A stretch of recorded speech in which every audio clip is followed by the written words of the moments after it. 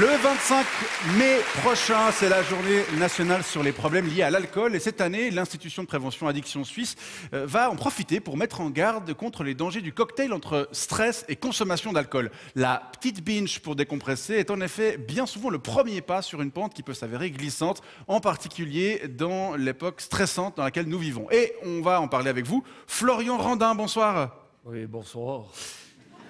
Vous avez un problème d'alcool. Pardon? Oh, non, moi j'ai pas du tout un problème d'alcool. Bah si, bah oui, enfin, en tout cas c'est ce qui est ressorti des discussions qu'on a eues en préparant cet entretien. Bah non, vous m'avez demandé si ça m'arrivait de boire un verre quand je suis stressé. Oui. Et je vous ai répondu, bah oui, comme tout le monde. Racontez-nous. Oh ben, par exemple, la semaine dernière, j'avais rendez-vous avec mon chef pour lui demander une augmentation. Parce que avec ce qu'il me donne chez Gaffner Peinture, ça commence à devenir un petit peu la merde pour payer les factures. Et alors j'étais beau stress la veille au soir. Ouais, bah on peut le comprendre. Hein. Alors, j'ai bu un verre. Et alors ça a très bien marché. Ça vous a détendu? Ah oui, j'ai dormi nickel. Un petit peu trop nickel d'ailleurs, puisque le lendemain, j'ai pas entendu mon réveil, et puis j'ai raté mon rendez-vous avec mon chef. Ah, mince. Ouais. Du coup, le soir, en rentrant, je me suis fait gueuler par ma femme. Oh, mais ils m'ont coupé mon abonnement de Natel. Oh, mais comment je vais payer le dentiste? Elle parle comme ça, votre femme? Ouais, et puis comment je vais payer les cours de Krav Maga de Kevin? Oh, mais non, mais elle m'a énervé. Elle m'a énervé. Alors, j'ai bu un petit verre pour me détendre.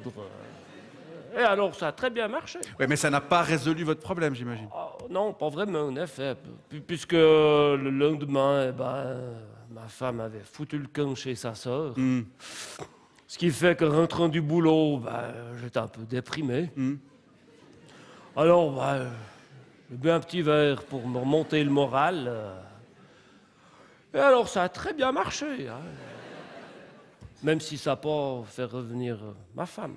Bah non. Ah non. Oui. D'ailleurs, le surlendemain, en rentrant du boulot, je me suis rendu compte que j'aimais quand même mieux quand elle était là, ma femme. Votre femme, ouais. Ouais, je m'ennuyais moins, voyez. Alors, pour m'occuper et puis pour passer le temps tout seul chez moi, j'ai bu un petit verre. Et alors, ça a très bien marché. Hein. Après 5-6 bières, il était déjà minuit. C'est un peu glauque, tout ça. Non, mais non. Non, d'autant plus que, tenez-vous bien, le surlendemain, ma femme est rentrée. Ah ouais. Sa sœur ne voulait plus chez elle à cause de l'odeur. Et de la voix? Et de sa voix, oui. Et alors moi, mais ça m'a mis d'une bonne humeur. Mais alors, ouais. Alors pour fêter ça, Vous avez bu un verre? Exact.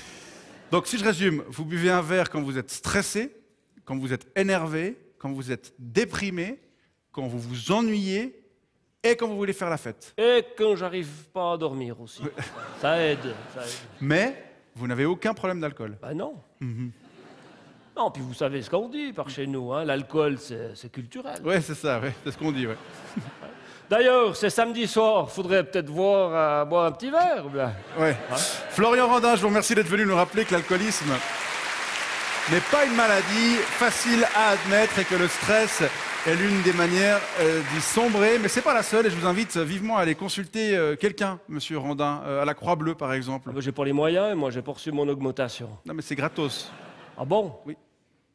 Faut chier. Bonne soirée, merci beaucoup. Et santé.